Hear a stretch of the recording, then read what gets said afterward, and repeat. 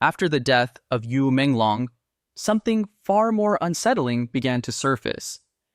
It was not just grief, rumors, or online speculation, but a quiet shift in what could suddenly be written, hinted at, and cautiously acknowledged by official media. For years, these stories were dismissed as vulgar gossip. Now, they refuse to stay buried. Yu Menglong was once another familiar face produced by China's talent show system. Young, marketable, and seemingly interchangeable within an industry built on constant replacement, his rise followed a path that appeared predictable on the surface. Yet after his death, the conversation surrounding his name did not fade. Instead, it triggered a wave of scrutiny that reached far beyond one individual career. Netizens began asking questions that had long been whispered but rarely articulated in public. More strikingly, subtle signals started appearing in places where silence had always been enforced. In an environment where language itself is regulated, meaning is often hidden in metaphor. Carefully chosen words, poetic references, and indirect allusions began to appear across platforms associated with official institutions. These were not accusations. They were not investigations. They were hints. In a system where coincidence is treated with suspicion, even a hint carries weight. For decades, there has been an unspoken understanding within the entertainment industry. Success is celebrated publicly, while the mechanisms that distribute opportunity remain obscured. Young performers are encouraged to believe that talent and effort alone determine who rises and who disappears. Behind the scenes, however, power circulates through contracts, connections, and control. Most participants learn early that some questions should never be asked aloud. What makes this moment different is not the appearance of scandal, but the shift in boundaries. Topics that were once entirely forbidden are now referenced obliquely. Names once avoided are now echoed through indirect phrasing. The industry has not offered explanations. It has offered signals. This raises an uncomfortable question. If everything surrounding these stories was pure fiction, why would the tone change at all? Why allow ambiguity where silence once prevailed? When an ecosystem built on strict narrative control begins to loosen its language, it suggests internal tension rather than coincidence. Yu Menglong's case did not introduce new allegations. Instead, it reopened an old discussion about how entertainment systems operate when ambition meets absolute authority. It forces a broader examination of how young performers are selected, managed, and bound by contracts that often extend far beyond fame or failure. It also challenges the assumption that visibility equals freedom, or that obscurity offers safety. But behind the glamour and the excuses, what mechanisms are really driving this crisis? We will analyze every detail, from the initial mistakes to the irreversible damage, to see how the entertainment world works and how an icon is redefined. This is not a story about one person. It is a story about structure, silence, and the cost of belonging to a system where dreams are abundant, but autonomy is not. And once the silence begins to fracture, it rarely returns to its original shape. If this story resonates with you, I invite you to subscribe to this channel so that our future investigations can continue to illuminate the truths that often remain hidden behind the entertainment industry's brightest lights. Share this video across every platform where voices gather, because collective awareness is the only force capable of demanding accountability. Let us stand together, not in anger, but in clarity and compassion, to ensure that what happened to Yu Menglong is never repeated. Let us raise our voices so that silence can no longer swallow the struggles of those who give so much of themselves to the world. The foundation of China's modern entertainment industry is not built on individual stardom, but on volume. Behind every successful idol stands a system designed to absorb risk by multiplying human input. Talent shows, often marketed as fair competitions driven by public votes, and raw ability operate less like auditions and more like industrial pipelines. According to multiple industry insiders, what audiences perceive as open selection is, in practice, a closed circuit dominated by management companies. In this system, companies do not invest in one performer. They invest in probability. A single agency may sign dozens, sometimes hundreds, of trainees at once. These young participants enter with the belief that they are competing against others from different backgrounds. In reality, they are often competing against people signed under the same corporate umbrella. The public sees individual faces. The company sees a portfolio. The economic logic is straightforward. Fame is unpredictable. Rather than searching for a single star, agencies create a controlled environment where one breakout success justifies the cost of many failures. If one name becomes commercially viable, the investment is recovered. The remaining trainees, whether they succeed or not, become secondary assets within the system. Contracts are the mechanism that sustains this model. Earlier generations of performers were bound by 3-year or 5-year agreements. Over time, these terms expanded. 10-year contracts became increasingly common, effectively covering the most productive years of a young artist's life. These agreements typically restrict outside work, independent projects, and personal commercial opportunities. Whether the artist gains visibility or remains obscure, the control remains intact.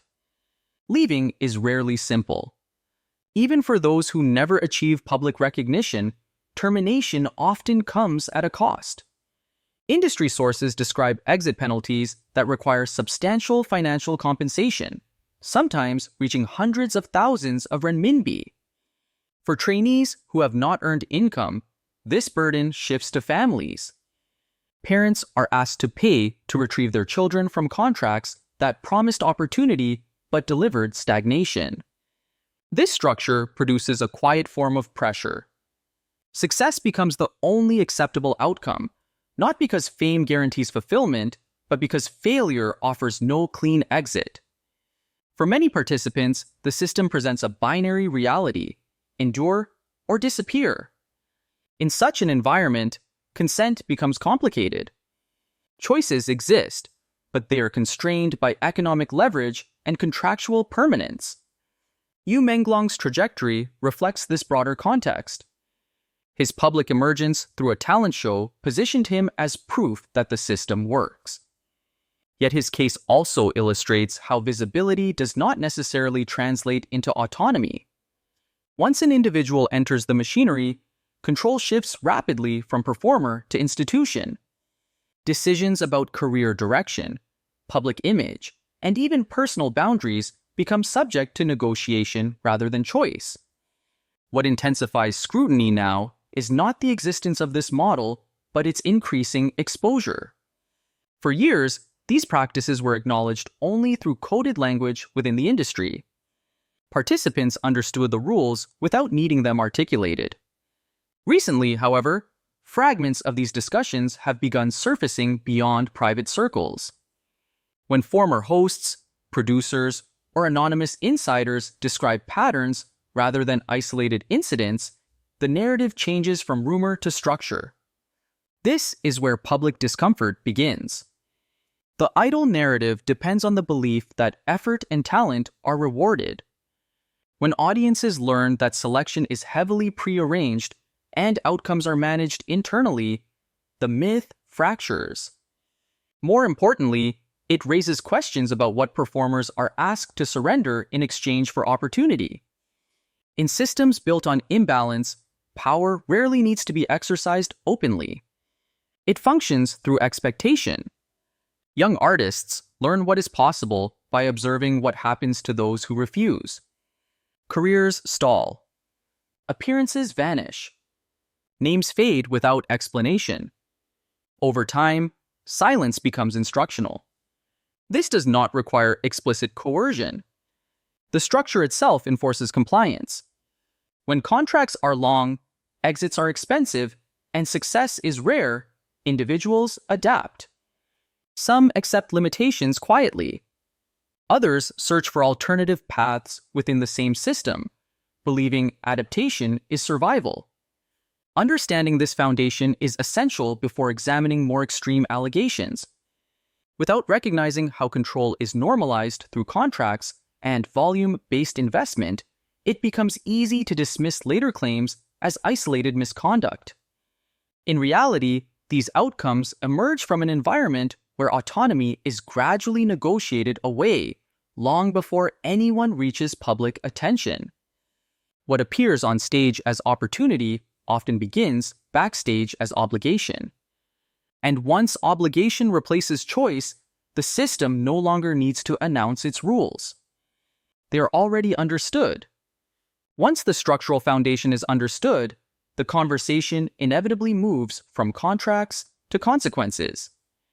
When an industry concentrates power while dispersing accountability, informal systems emerge to bridge the gap between ambition and access. In the Chinese entertainment ecosystem, this gap is often described through coded language, euphemisms, and carefully avoided terminology. What outsiders call scandal, insiders recognize as an operational reality. Dinner gatherings occupy a central role in this shadow economy. Officially, these events are framed as networking opportunities, business meetings, or celebratory banquets. Unofficially, they function as informal audition spaces where proximity to power determines future visibility. Attendance itself signals value. Absence often signals exclusion. Within these settings, hierarchy is immediately visible. Directors, producers, investors, and sponsors occupy the center. Young performers are seated strategically, not by chance, but by perceived utility. According to multiple industry accounts, these arrangements are rarely spontaneous.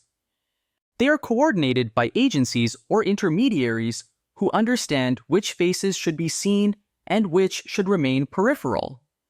It is within this context that the concept of unspoken rules takes form.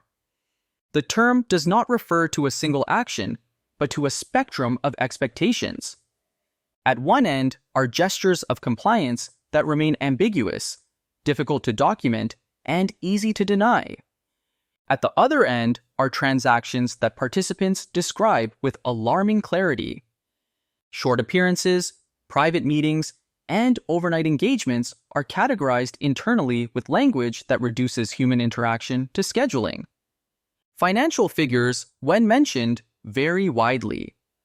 Industry discussions often reference amounts ranging from several 100,000 renminbi to figures reaching into the tens of millions. These numbers are not standardized fees. They fluctuate based on perceived scarcity, status of the individual involved, and the potential return on investment. What remains consistent is the framing of opportunity as something that can be accelerated through access rather than merit.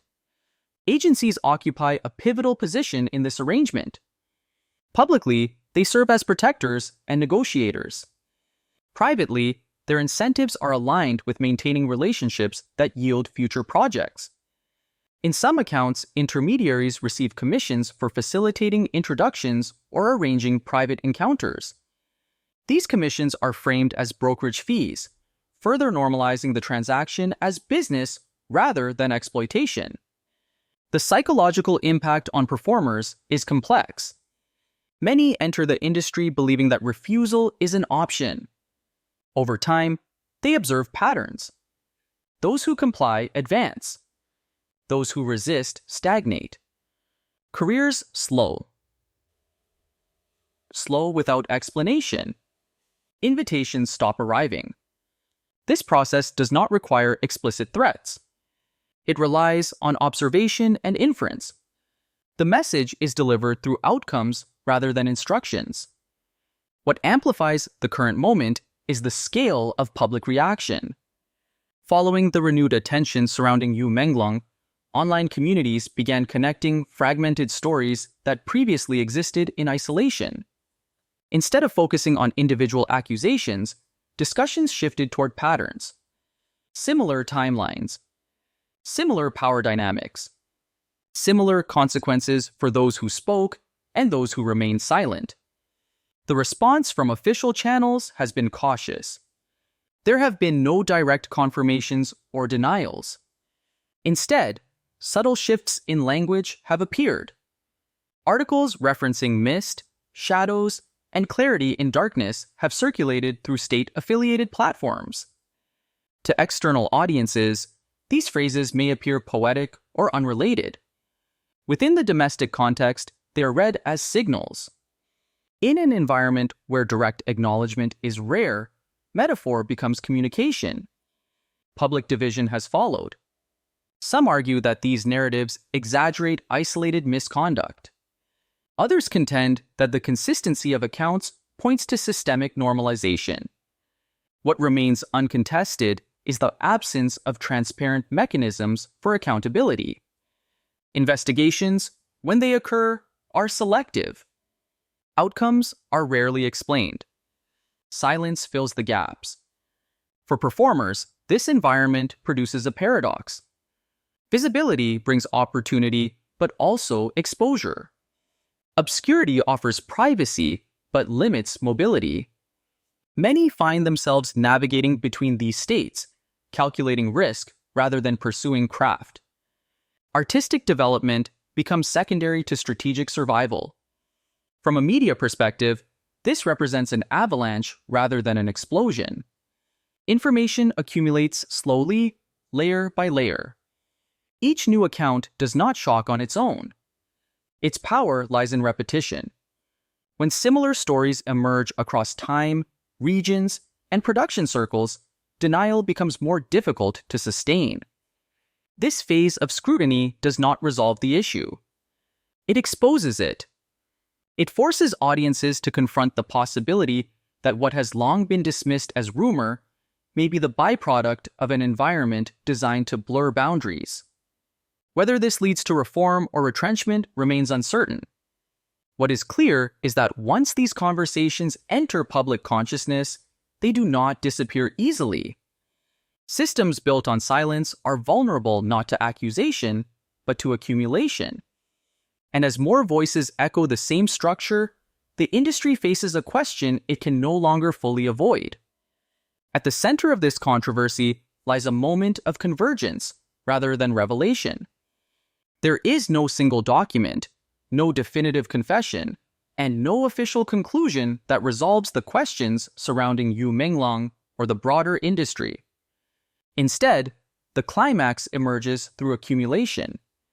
Stories long separated by time, status, and geography begin to align in pattern rather than detail. What makes this stage decisive is not the introduction of new allegations, but the re-examination of familiar narratives under a different light. Figures who once occupied vastly different tiers of fame are now discussed within the same structural frame. The names vary. The circumstances differ. Yet the underlying dynamics appear strikingly consistent. Over the years, Hong Kong media, foreign outlets, and industry insiders have reported on relationships between prominent actresses and powerful figures. These reports were often dismissed as sensationalism or gossip, particularly when legal responses followed.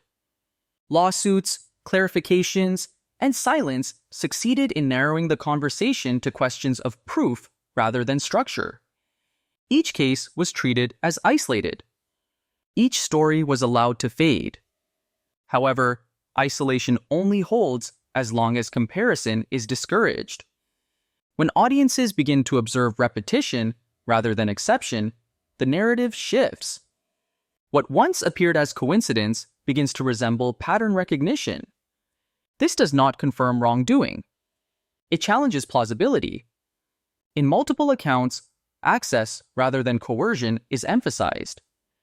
The language used by insiders frequently avoids terms associated with force. Instead, it describes availability, proximity, and initiative. This distinction matters. It reframes the discussion away from criminal binaries and towards systemic incentives. In environments where opportunity is scarce, and advancement is tightly controlled, individuals adapt to what the system rewards. This is where moral clarity becomes complicated. Some participants are portrayed as victims of structural pressure. Others are described as willing participants seeking acceleration. Both interpretations can coexist within the same system. Power does not require uniform outcomes to remain effective. It requires predictability. The darkest hour for the industry is not public outrage. It is recognition. Recognition that long-standing mechanisms may no longer remain invisible. Recognition that coded language is being decoded. Recognition that metaphor, once sufficient, is now scrutinized. What follows is not exposure in the conventional sense, but calibration. Official channels do not deny. They do not confirm. Instead, they adjust tone. Articles emerge that speak of mist, clarity, direction, and visibility without naming subjects directly. To an external observer, this may appear abstract. Within the domestic media ecosystem, such shifts are rarely accidental. The breakthrough, if it can be called that, lies in this subtle recalibration. It suggests an acknowledgement of tension without surrendering control. The system signals awareness while maintaining ambiguity. This approach allows for limited public discussion without institutional accountability. For audiences, this creates a paradoxical sense of closure without resolution. There is enough acknowledgement to validate suspicion, but not enough transparency to assign responsibility. The conversation advances without arriving. From a broader perspective, this moment reveals how power adapts. When silence becomes unsustainable, it evolves rather than disappears. Control shifts from suppression to framing. The narrative is not erased. It is redirected.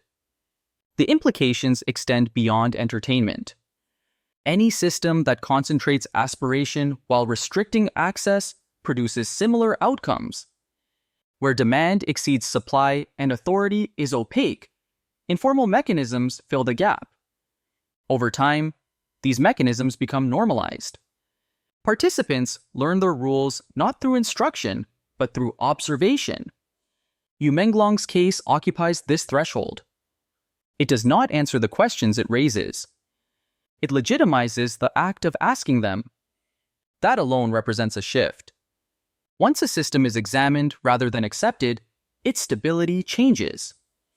The future remains uncertain. Increased visibility may lead to reform. It may also lead to tighter narrative management. History suggests that systems rarely dismantle themselves voluntarily. More often, they adapt until pressure exceeds benefit. What is undeniable is that the conversation has crossed a boundary. It is no longer confined to rumor. It is no longer easily dismissed as isolated fantasy. It exists in the space between acknowledgement and denial. And in systems where nothing is coincidence, that space matters. The aftermath of Yu Menglong's death does not resemble a scandal reaching its end. It resembles a system pausing to recalibrate. No formal explanation has emerged. No definitive judgment has been issued. Yet the environment surrounding the industry has shifted in a way that is difficult to ignore. What remains after the noise fades is not certainty, but awareness.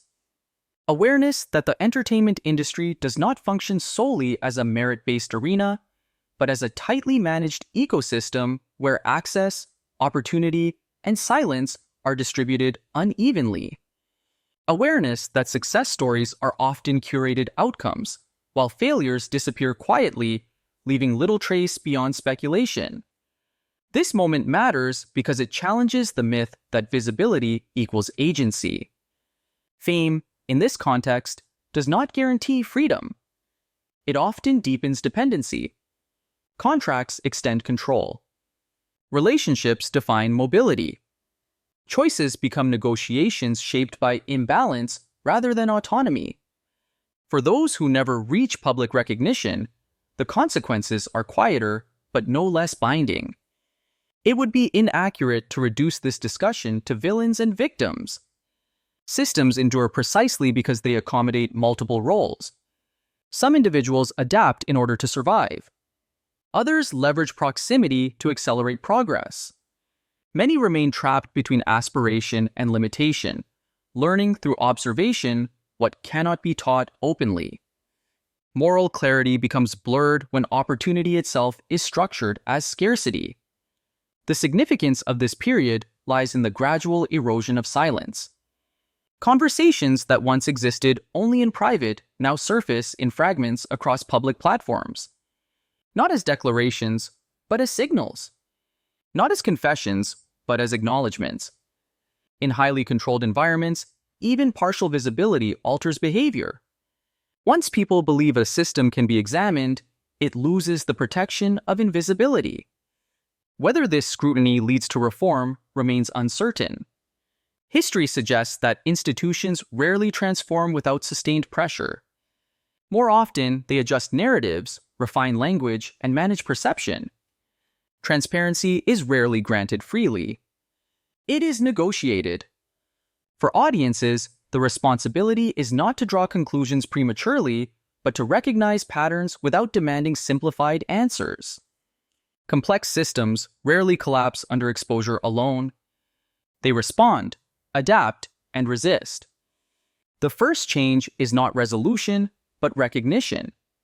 Yu Menglong's name now exists within that recognition, not as a definitive symbol of cause or consequence, but as a point where accumulated questions became difficult to suppress. His story does not close a chapter. It opens a space where inquiry becomes possible. Ultimately, this is not only a story about entertainment. It is about how power operates when ambition is abundant and access is restricted. It is about what individuals are asked to trade in exchange for proximity to opportunity. And it is about the cost of systems that rely on silence to maintain order. Once silence fractures, it does not return intact. It leaves behind uncertainty, discomfort, and the potential for change. What happens next will depend not on a single revelation, but on whether the conversation continues. Because in systems where nothing is coincidence, even the act of asking questions becomes a turning point.